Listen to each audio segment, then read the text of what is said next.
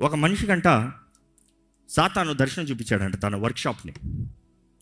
వర్క్షాప్ని దర్శనం చూపించినప్పుడు ఆ పెద్ద వేర్ హౌస్ని టూరింగ్ చేస్తూ నడుచుకుని వెళ్తా ఉన్నాడంట.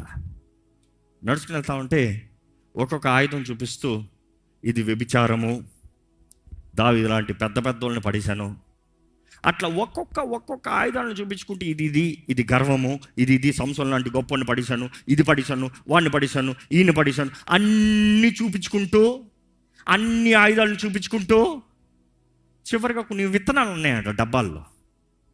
అన్ని చిన్న చిన్న విత్తనాలు చూసుకుంటూ అన్ని కొంచెం తగ్గిందంట. ఒక పెద్ద డబ్బా ఉందంట, ఆ పెద్ద డబ్బాలో కొంచెం మిగిలిందంట.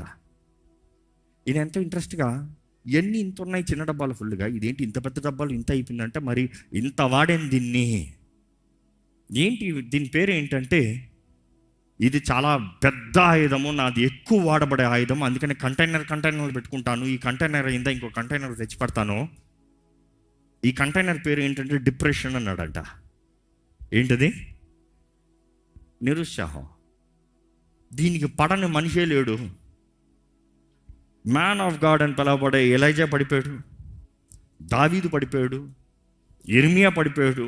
అపోది చెప్తూ ఉంటాడు, ఇది మాత్రం అందరి మీద 100% పనిచేస్తుంది, 99.9% అన్నాడంట. మళ్ళీ అదేంటి 100% అని మళ్ళీ 99.9 అంటావు? అందులో 0.1% ఉన్నారు దానికి పడని వారు. ఎవరు వారు అని అడిగారంట.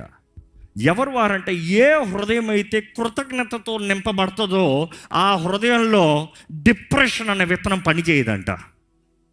ఈరోజు మిమ్మల్ని అడుగుతున్నానండి, ఐ యు డిప్రెస్? మీరు దేవుని స్తుతించకపోతే డిప్రెషన్ అన్న విత్తనము మీలో పనిచేస్తుందండి.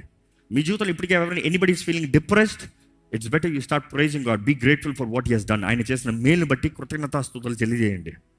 జరిగించబోయేది ఆయన చూసుకుంటాడు, చేయవలసింది ఆయన చూసుకుంటాడు, ఏది జరగాలో ఆయన చూసుకుంటాడు. చేసిన దాన్ని బట్టి వందనాలు చెప్పండి, కృతజ్ఞత. అదే సమయంలో చూస్తే బైబిల్లో ఒక వ్యక్తిని చూస్తాం. ఆయన డిప్రెషన్లోకి వెళ్ళే ముందు ఆయన కొద్దిగా కనబరుస్తాడు. మోషే. ఫ్రస్ట్రేషన్. కొంతమంది ఫ్రస్ట్రేషన్ ఉన్నారు, ఇంకా డిప్రెషన్లోకి వెళ్ళా. Frustration next step depression.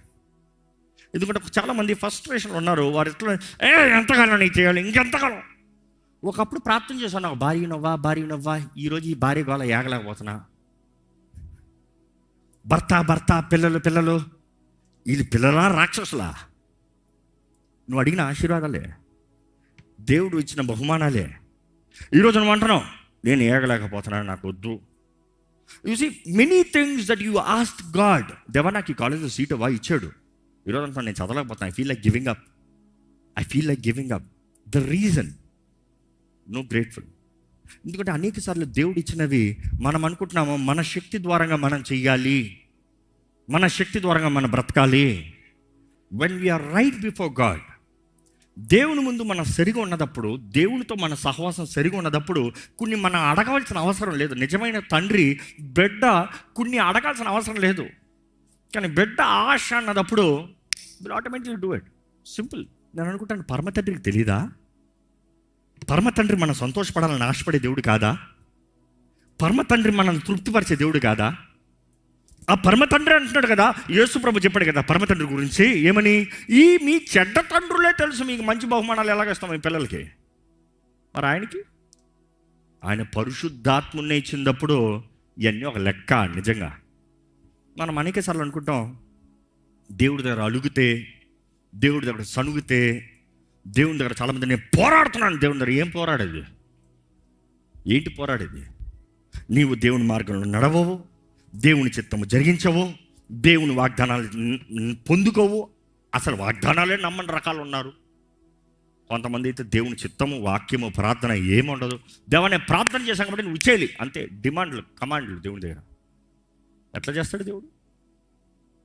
Life with God provides everything. దేవునితో జీవితము అన్నీ. చాలాసార్లు మనం అనుకుంటాం దేవుడు మనకి ఏదో బాధ కలిగిస్తున్నాడు. దేవుడు ఎవరిని బాధ పెట్టాడు. నమ్మేవారు అంటే హల్లెలూయా చెప్తారా?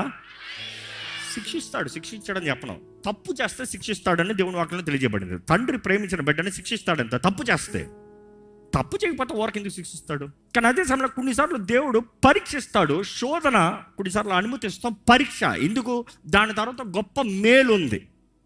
ఇంకో మాటలో చెప్పాలంటే ప్రతి స్థానం నుండి ఇంకొక నూతన స్థానానికి దేవుడు తీసుకెళ్ళేటప్పుడు అగ్ని పరీక్ష పెడతాడు.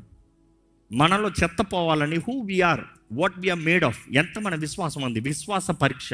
చాలాసార్లు మనం దేవుని అలిగేటప్పుడు అంటాం మనం గొప్ప.